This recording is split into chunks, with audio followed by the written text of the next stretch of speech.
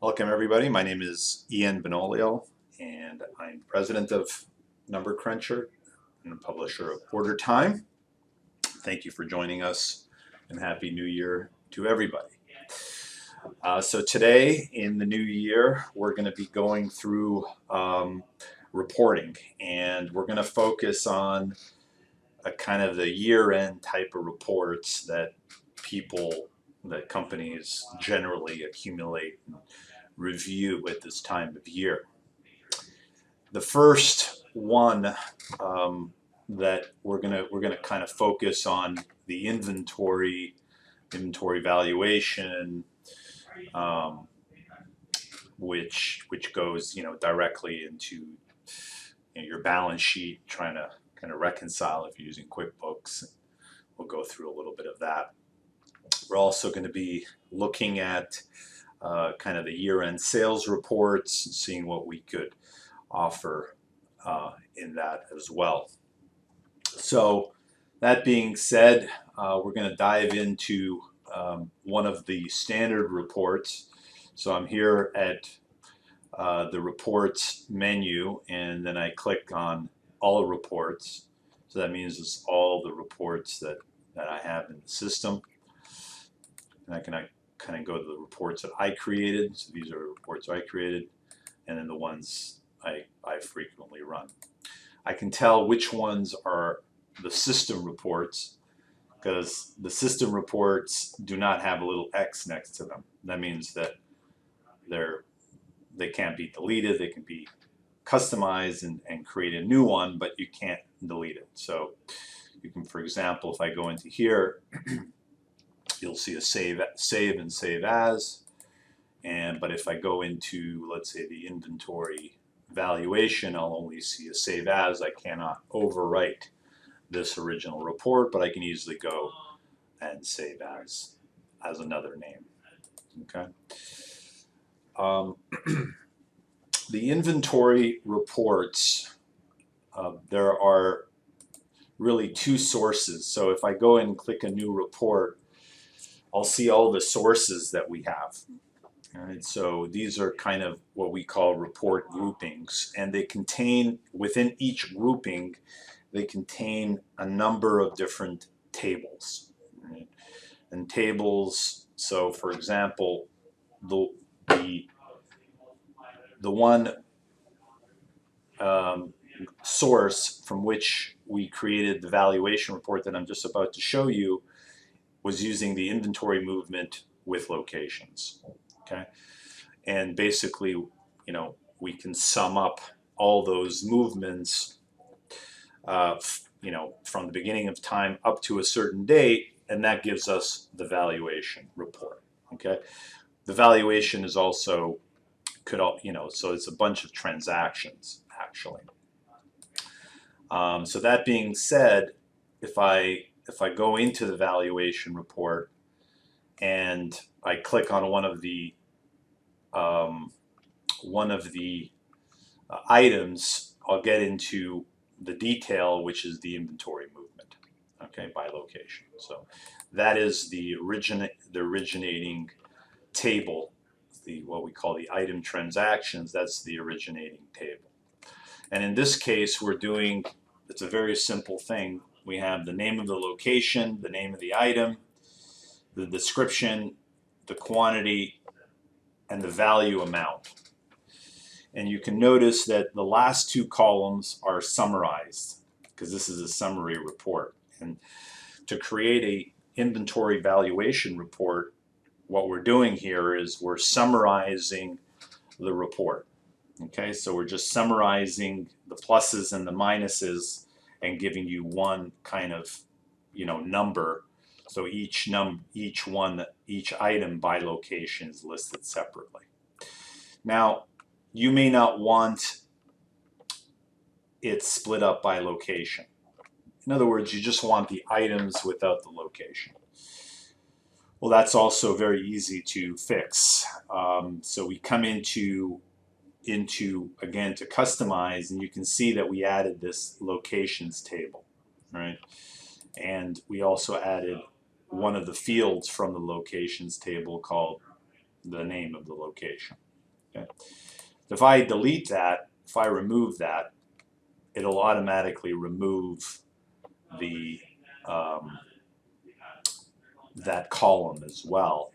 And because we no longer have that column in there, the sum will then just summarize by item without reference. So it'll sum up all the locations together, and then you get a global valuation report in that regard.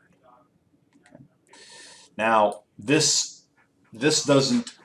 basically takes, if we take a look at the filters here, we got some filters.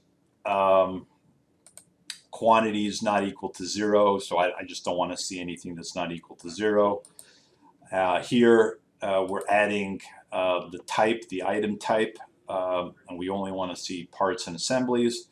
And this is, you know, anything that's posted. In other words, that it should be reflected in the valuation report.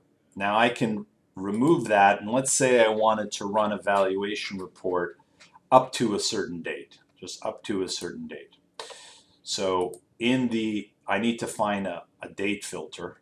So in the transactions, I see, you know, the tables here, I see the date filter. So I'm just going to kind of move that in here. And what I want to do is I want to pick a custom, all right? And let's say I wanted to just bring the valuation as at a certain date, okay? So we really want to accumulate all the data, so we don't put anything. So this is just really from and to. We want to keep this blank because we want to do all the data, but we want to kind of just filter it up to, let's say, December 31st. So that report now will exclude any transactions that occurred after December 31st, and therefore, if you're, for example, like most people have a year end at December 31st, that's the way you determine what the valuation is at the end of the year, or any time for that matter. So that is a valuation report. That's the inventory valuation, and we can do it. Now, if we want to be a little bit more granular in terms of the inventory valuation report, instead of like, for example, let's say we want a valuation report not only by item, but we also want it by serial number, okay, or lot number. All right, so we wanted item, serial, and or lot number. So in that case, the inventory movement with locations is not what we want. We want something deeper, and so we pick the inventory movement with bins. Okay, that's the deepest level. Here I'm going to drag in 2 of these, like so, and I'll put in, again, basically the same information, but just a slightly different structure. So here I just put in the docs, which is all the documents, that's one table, and then all the bin and lot number movement, that's another table, and then just the items. So we'll just come in here and we'll do the exact same thing that we did. So the item name, we'll pull out the description. Okay. I'm going to add one more. This time I'm going to add the lot number. Okay, the lot number, because I want that column in as well to summarize, and then movement, quantity, and the value amount.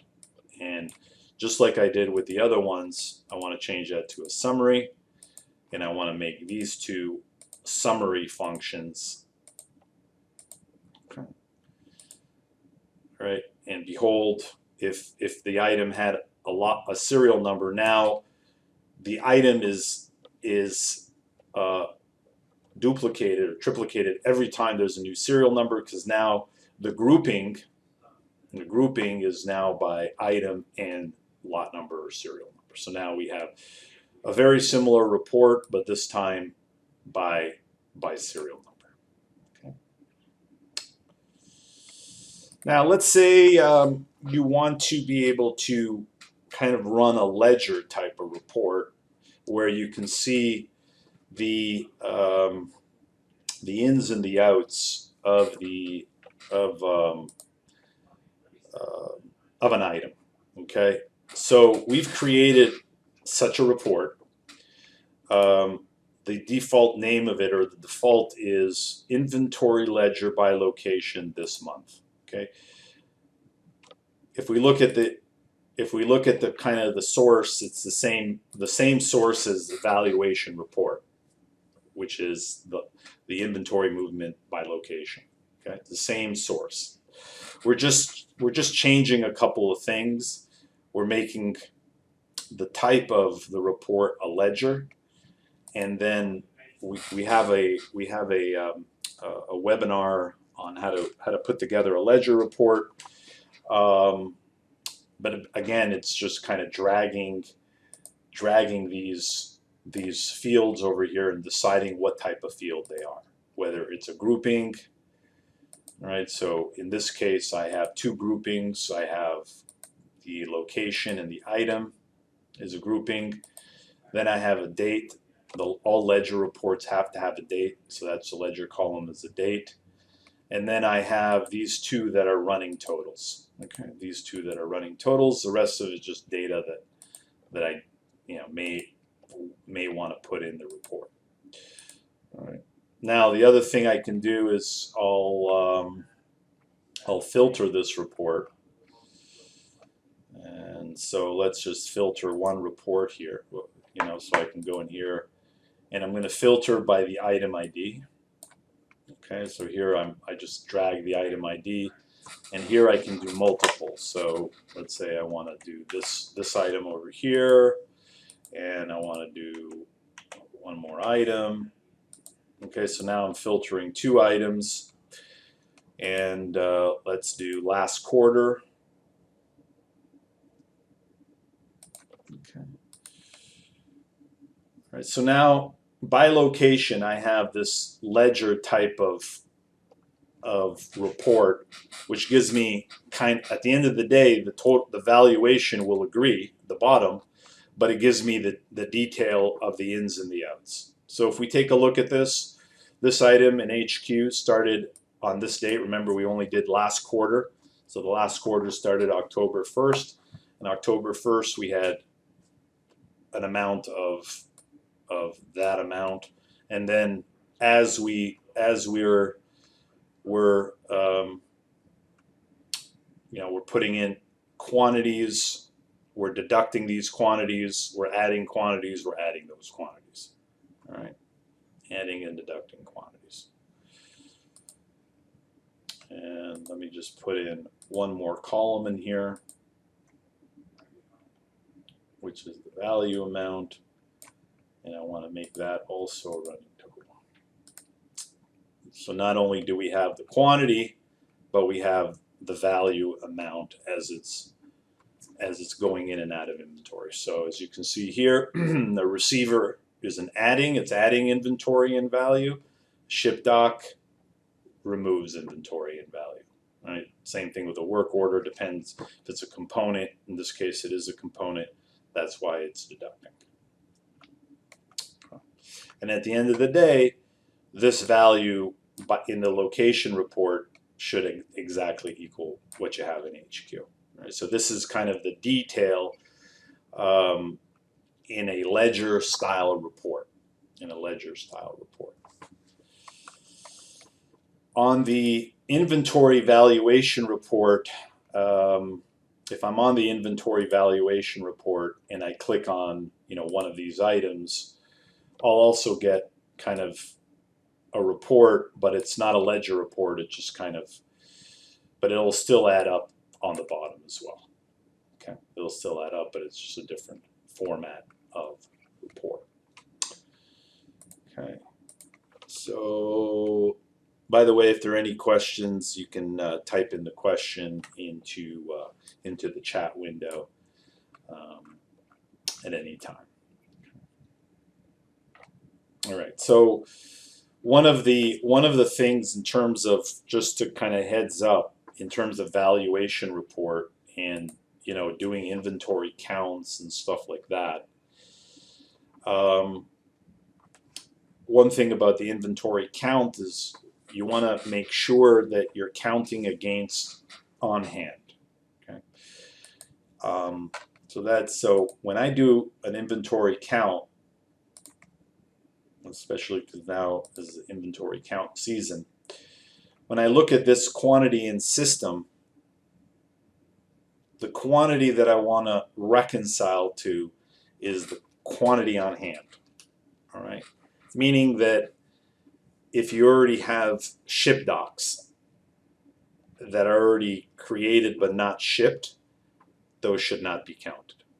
Sorry, those should be counted because technically they're still on hand. I repeat. So if you have, let's say, a ship doc that's kind of already done and the inventory just sitting in the corner waiting, that inventory should be counted. It's that inventory that's on that ship doc is still on hand, but it's not available. So the big mistake I see people make is they look at available, they look at the count, it's not the same. Why? The reason is usually is because the difference between on hand and available is usually a ship doc that's not shipped or a work order that's been allocated. That's the same thing. If, for example, you have a work order, it's allocated, you're ready to produce it, but you haven't yet produced the work order, that inventory that's allocated, those components allocated, also need to be counted. Okay. So everybody understood that. Now the second type of reports, in addition to the inventory reports that we generally do, are the sales reports. And you can see we have, starting off with the sales reports, the dashboards. If I click into a dashboard, I can see a sales report, and this is kind of a very basic report, very, very, very basic report. This is a summary report, and all we're doing is summarizing all the ship docs, and it has two columns: the date and the and you can see in terms of the date interval that we want is a month, and we're summarizing the subtotal, and then there's our filter trailing 12 months. Okay. Now recently a lot of people want to kind of do a sales report where they're comparing one year to the other, or one quarter, or 1 month, or whatever they want to do. And as we know, the sales in order time is really the sum of what the ship docs and then deducting the customer returns. So anything that's in the ship docs and customer returns is really our net sales.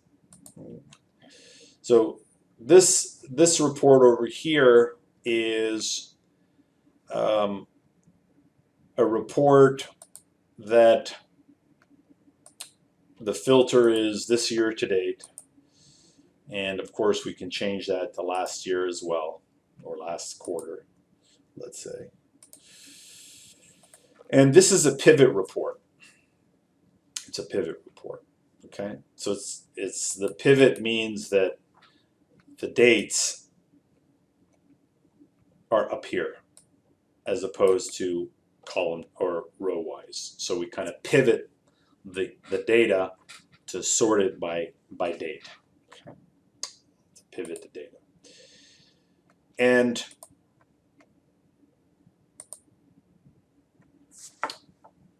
what we want to do is we want to set the date as the pivot column. All right. The date interval is year, right? But I can change that to quarter or month if I wanted to. And kind of splits it up. Even though this is a quarter, each month will have its own kind of section. All right. Each month will have its own section. So that's the date column. I'll just put that back to quarter. Okay. The other column is the item, or sorry, the customer. In this case, it's the customer. And we just pull that out of the customer table, the full name, the customer table. And then the subtotal is where kind of the magic happens. For one, again, it's a summary. All pivots are summary reports, so we're summarizing it. The pivot type is data, and this is where we're saying, show prior year. So I want to show prior year. And then I have a kind of a choice whether I want to show the change and the percentage change. So that's without the prior year. That's without the kind of the showing the prior year. It just kind of totals it. But if I show kind of the comparison here with the percentage change and to show the percentage, then it actually calculates the change in dollar value and the percentage change. Right? Change in dollar value and a percentage. Now I can do it by anything. I can, for example, instead of doing it this way by customer, let's create a different version of this. Instead of doing it by customer, let's create a different version and do it by item. Okay, by item. So what I need is I need to adjust the tables, because if I'm going to do the items, I'm going to need the ship doc and customer return line items. So I'm going to need that, and I no longer need the customer because I don't need that, but I do need the items. All right, so I'll drag that in. All right, this doesn't change. This doesn't change. All right, this is what I need to change is just drag this in here. The item name.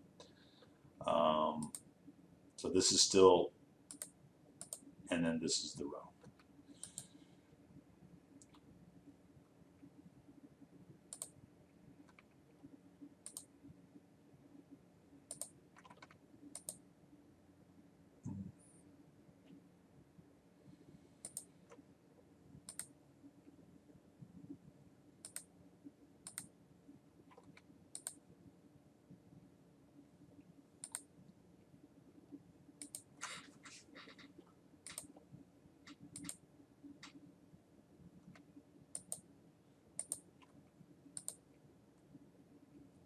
Just what I made a mistake there is when I added the table, I had to make sure that the join was correct. So I changed that now. All right, so here it is. Here's the same report, but instead of by customer, it's by item now. Instead of by customer, it's by item.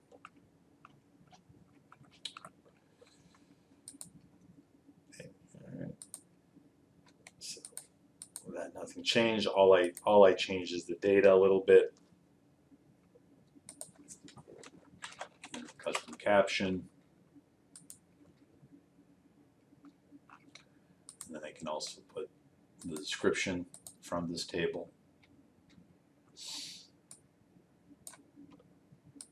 All right. So there's our, I don't have a lot of descriptions, but there's our report.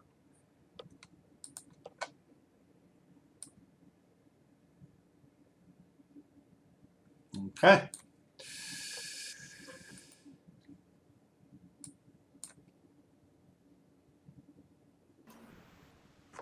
Did you see the question that came in? Is there a way to set the column width? For example, the customer column is a little wide. The description column? It kind of auto fits. Yeah, Oh, I think we description. Yeah, exactly. I think we have like a case on that. If not, we can create a case to be able to maybe make some kind of feature here where we can, restrict the width or something on the columns. So it's possible, but we would not yet. Okay. So that's basically, the webinar for today. If anybody has any questions, feel free to, go ahead and ask your question. try to go through it slow. There's a lot of tools, webinars and tutorials already on the website. help.ordertime.com. That's help.ordertime.com. And you can see past webinars in which we've done a few of reporting. One other report that I do want to kind of reiterate is a report that was recently added. Okay. And the report that was recently added let's see if is the grouping actually that was originally added was item transactions and open orders. And that's also very similar to the item transaction. It actually includes all the transactions, but in addition to all the historical inventory transactions, we also add the open orders. Okay, the open orders. That means that looking ahead, I can create a report, and this is just for one item, where I can see the future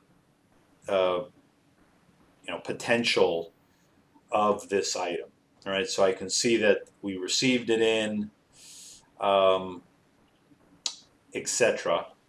But let's do a filter here where the date is greater than actually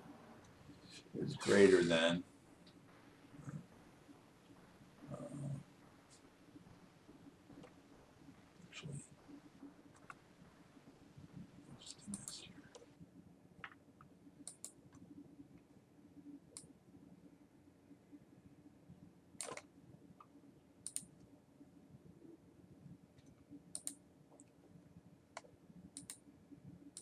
All right, so let me do one thing here. Let me just remove that filter.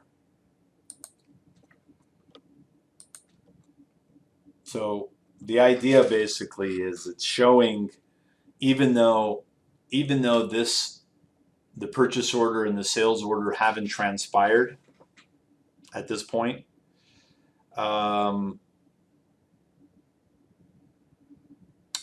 we can still see how it's going to affect inventory in the future. So for example, this particular item, and let's just do a sales order for this item.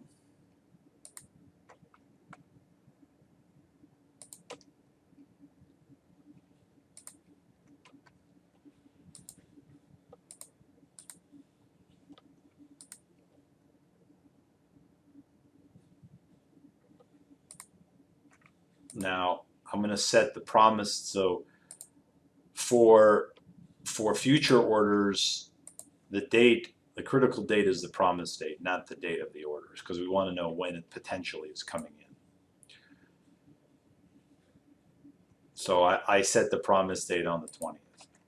So I'm going to add, let's say 7,000. Okay. And we'll approve this order. Going back here, you can say that sometime before this, we're going to have to get more inventory in because we're going to run out. We're going to run out. And so what it allows you to do is if I filter again on the custom for today, let's say, I won't see that last sales, or I won't see that last sales order at all. Okay. But if I remove that filter, I will see that sales order, and it'll be deducted from the inventory.